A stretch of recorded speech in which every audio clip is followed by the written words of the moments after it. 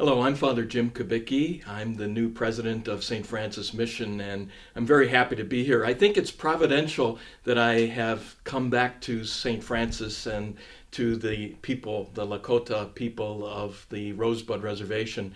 I worked at Holy Rosary Mission, the Pine Ridge Reservation, just west of here for 3 years, back in 1977 to 1980. And for 6 years, Father Hatcher and I worked together at the Sioux Spiritual Center, where we developed the lay ministry and deacon formation program. And I used to come down to the Rosebud from time to time to supervise the ministry classes that were going here. And so it's wonderful for me to be back. I was last here 22 years ago, but I think it was providential. The Lord wanted me to come back. I was given all kinds of things when I left Native American ministry, including a star quilt and also ribbon shirt. But I took with me also my cowboy boots.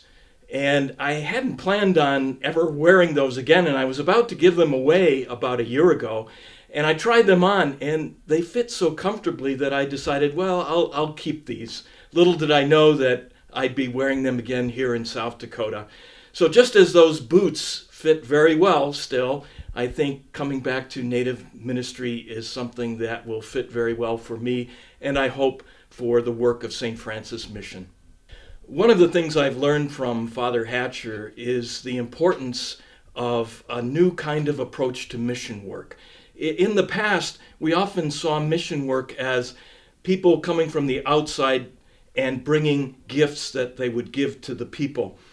And while that's very important that we share our gifts, it's also important to realize that the people we serve in mission work have gifts to bring to the church. And so it's not so much a matter of empowering the people, but of recognizing that the power of the Holy Spirit is already present there through baptism. And it's just a question of identifying those gifts and giving people the opportunity to use their gifts in service of one another. I think that in returning to Native ministry, I am following in a great tradition. You know, St. Francis Mission was created in 1886, and the Lakota people here invited the Jesuits to come and establish a mission, a school in particular, preparing people for the big changes that were coming in their life. Father Eugene Beekle was one of the great founders in this mission, in so far as he recognized the richness of the culture of the people here and of their language. And so he created a dictionary and grammar to help take the spoken language and put it into written form and to preserve it. And so following in that tradition of recognizing that there is a richness to the culture, to the language, to the people that the church needs. It needs not only to share Jesus and the gospel message with the people here, but to receive from the people their own rich spirituality, because the church is made up of a great diversity of people, and that diversity helps the Holy Spirit to touch hearts and lives in ways that we can't imagine. Now, I know there are many challenges that I'll be facing and that the mission faces and that the Lakota people here face. But these are not impossible challenges that we face because we know we're not doing it ourselves. But we have many people across the country, many benefactors who are helping us realize the changes that need to go on to address those challenges that the people have and that the church has here on the Rosebud.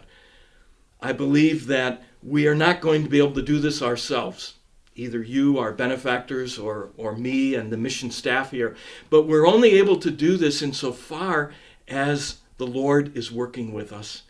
We cannot do what we intend to do on ourselves, by ourselves, but we need the Holy Spirit to guide us. Jesus said, what is impossible for human beings is not impossible for God. And so together with you, our great benefactors, the beautiful Lakota people, the staff that works here, and the great tradition that we're building on, I hope that with God's help, we will be able to meet these challenges that face us and move forward into a good future. From July 1st to the 4th of this year, 2017, I was in Orlando, Florida for a convocation of Catholic leaders. There were 3,500 people gathered, including representatives from Native American country, the reservations here in the Rapid City Diocese. And together we met and talked about not only the challenges that the church faces today, but the joy of the gospel and how we can share that joy of the gospel with the people that we serve. It was a great opportunity for me to begin to encounter the people of the Rosebud Reservation and the Rapid City Diocese. And it was interesting because one of the things that we were given was a big bag, and it was filled with all kinds of little things that different organizations have provided for the Catholic leaders who went to this convocation. And one of the things that was in the welcome bag was a coin, a gold coin that was in honor of Saint Kateri Tekakwitha and her canonization during the Year of Faith.